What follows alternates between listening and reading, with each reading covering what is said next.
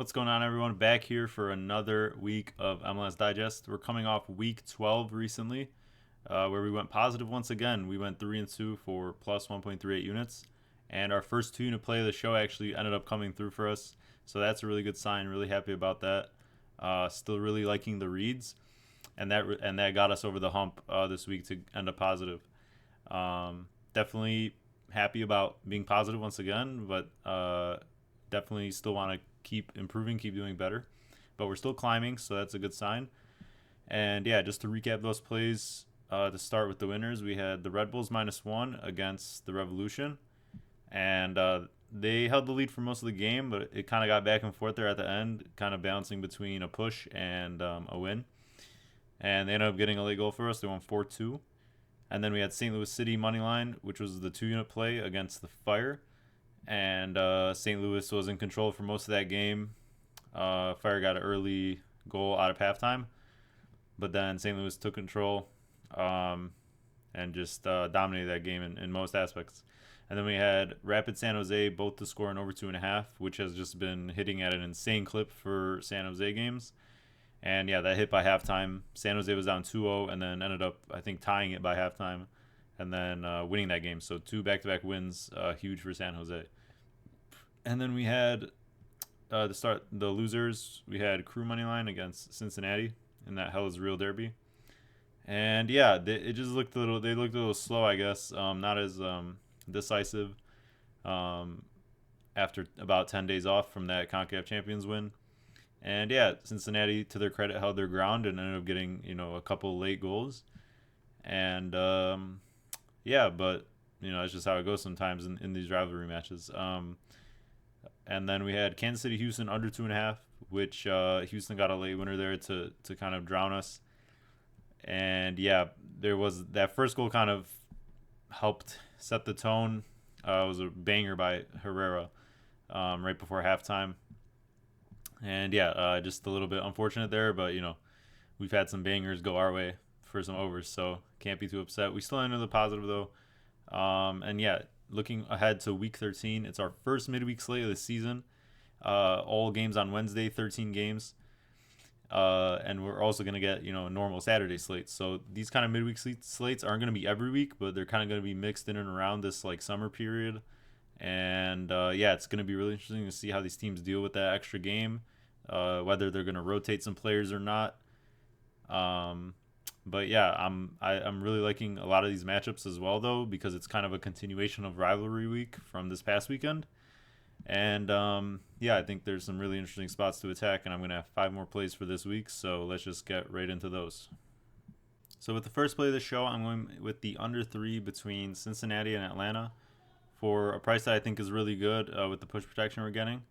Cincinnati just coming off that huge win like we talked about against the Crew, and Atlanta on the other hand, 6 games without a win in MLS play, another loss at home to DC. Not in the best form right now. Pineda, their coach, is definitely on one of the top guys on the hot seat because they're really underperforming with the talent they got, especially up front. But yeah, Atlanta on the road though actually has been much less riskier and not as fluent in attack, and they're obviously not in the best form right now. So all 4 of the road games have gone under 2.5. Meanwhile, we know who Cincy are. Least goals allowed in the league with 10, and only 3 of those have come on in the road home games. So only 3 goals allowed in 4 home games so far.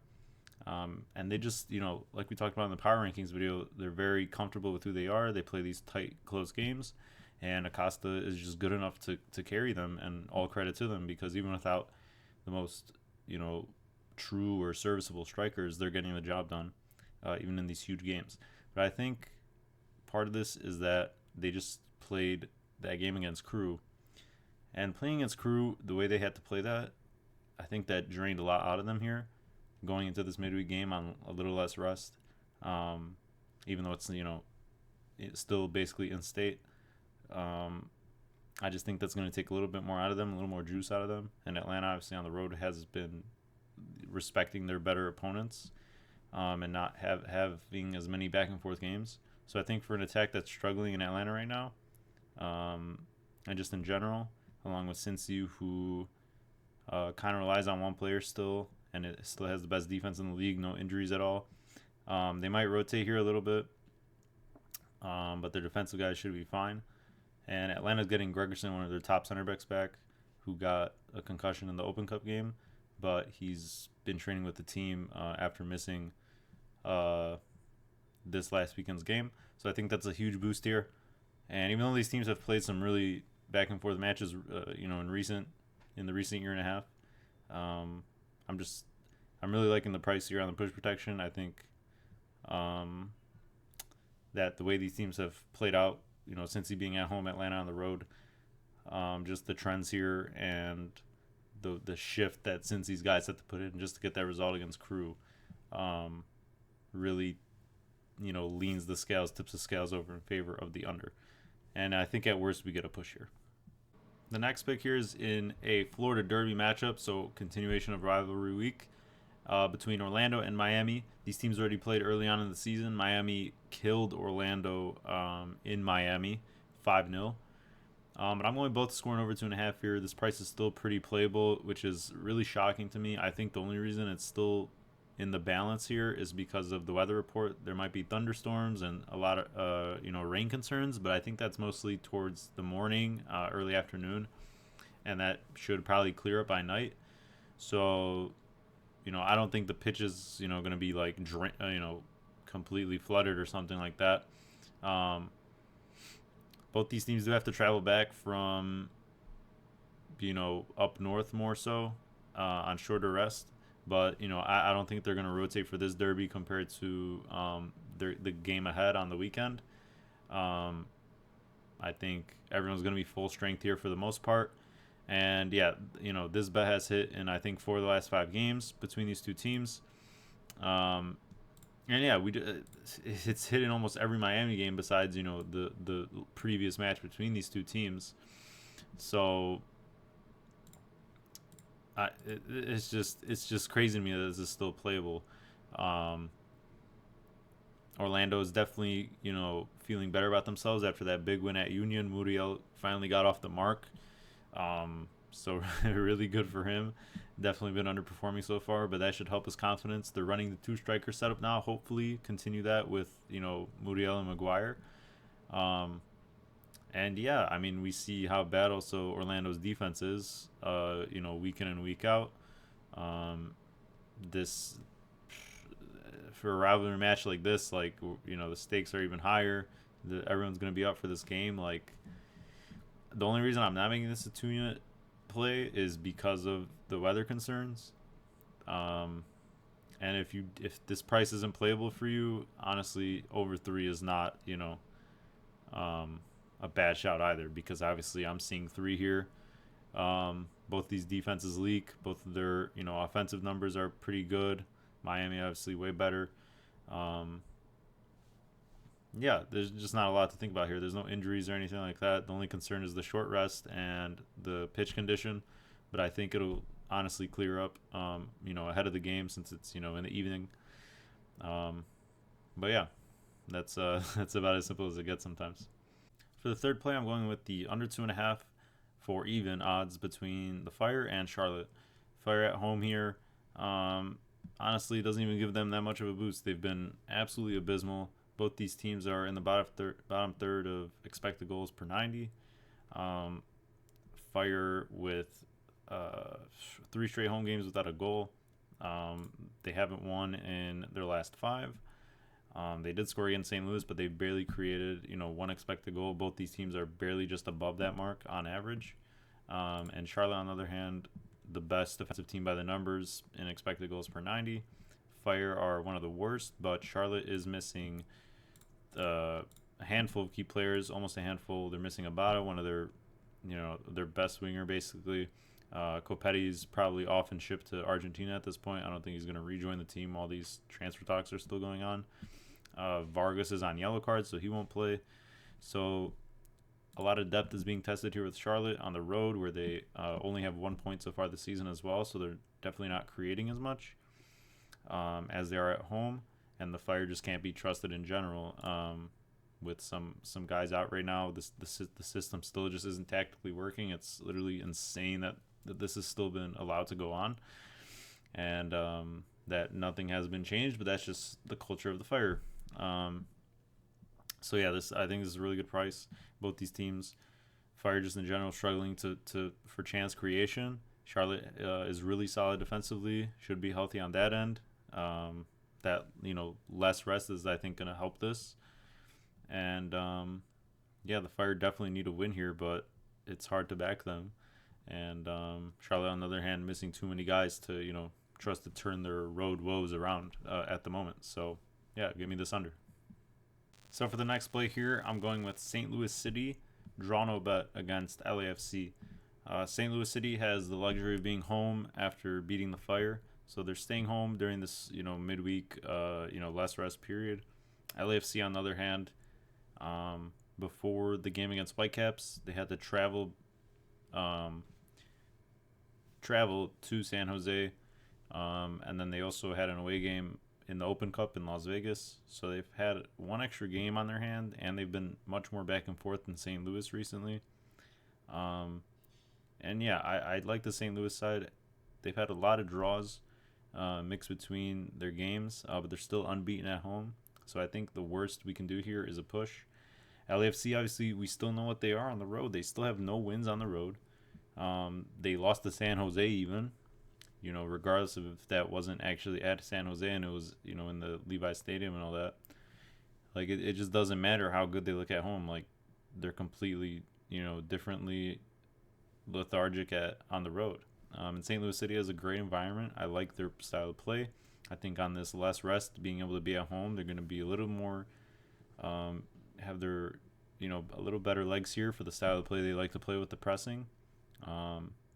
And Lowen's been questionable. He was supposed to be back with the squad for this game, so I don't know if he features here at all, but that would be a huge boost. But even regardless, Adeniran's been back from injury. He's been getting some minutes. He might start here with Klaus. And yeah, even though LAFC's defensive numbers are definitely a little better and more respectable, that completely changes when they're on the road. And I'm going to take a flyer here because, this has kind of been priced as a pick'em. And I'm just going to trust the home team here, who doesn't have to travel, who's also looking good. And yeah, even though LAFC's had their number since last year, since they came in the league, yeah, there's nothing to trust about them on the road. And I'm going to lean the home team here in MLS, where it's just the natural thing to do. And it's a really good price for the push protection for a team that hasn't lost at home. At worst is finding ways to draw, which have, they've had some disappointing results in terms of those draws, but LAFC hasn't won on the road. So until they show me otherwise, there's no reason to trust them. For the fifth and final play of this week's show, I'm going with, you guessed it, both teams score in over 2.5. And I'm making this another 2-unit play, second 2-unit play after we just hit the St. Louis. We're trying to run it up again. And yeah, it's between Timbers and San Jose. This has hit in all 5 home games for Portland and all 7 away games for San Jose. It's hit in 9 out of 12 San Jose games in general and 10 out of 12 for Portland. So both these teams, both in the worst third in their defensive numbers. Portland actually has horrible offensive numbers, but I think that they just have the quality to get by, and especially with this home boost against an Earthquake side that just is still the worst in the league. These are two of the worst just defensive teams, as I said, but just the goals they're allowing. Not it's not just in the numbers; it's in the eye test and all that. They play a lot of transition back and forth games. And I like both their quality up top, so this is a pretty straightforward bet. I don't know how it's this playable. I know obviously the short rest plays into this, Portland getting one less day since they were the Sunday game, but they get to stay at home, and I think they're going to want to rotate more for the game upcoming on the road against Minnesota rather than this game where I think both these teams think they have a real shot to win since they're both, bottom feeders in the West. So I don't see a lot of rotation between either of these sides. Both have the quality up front to get the job done, and neither defense can be trusted. So Timbers with obviously the home boost, But San Jose has been also, they've been really good on the road as well, contributing. So I don't see that changing anytime soon. And yeah, for this price, regardless of the rest factor, midweek factor, yeah, it should be another shootout in my opinion. Thanks for watching and supporting, everyone. Just to recap so far, after last week's winning week, we're up almost 14 units on the season so far in a limited amount of time. And so, yeah, another 5 plays this week, another 2 unit to recap that. And looking forward to the first midweek slate of the season. We're going to see, what teams rotate, how teams deal with that extra game in hand. And then, yeah, we're going to have a quick turnaround again, towards the normal Saturday slate right after that. So I'm going to try and get another video out as soon as possible. After that, hopefully, we don't get too many injuries or stuff like that affects the Saturday games. But yeah, looking forward to another hopefully positive week and keep climbing and climbing. And yeah, I'll see you later on this week, as early as possible for week 14 picks. See you guys.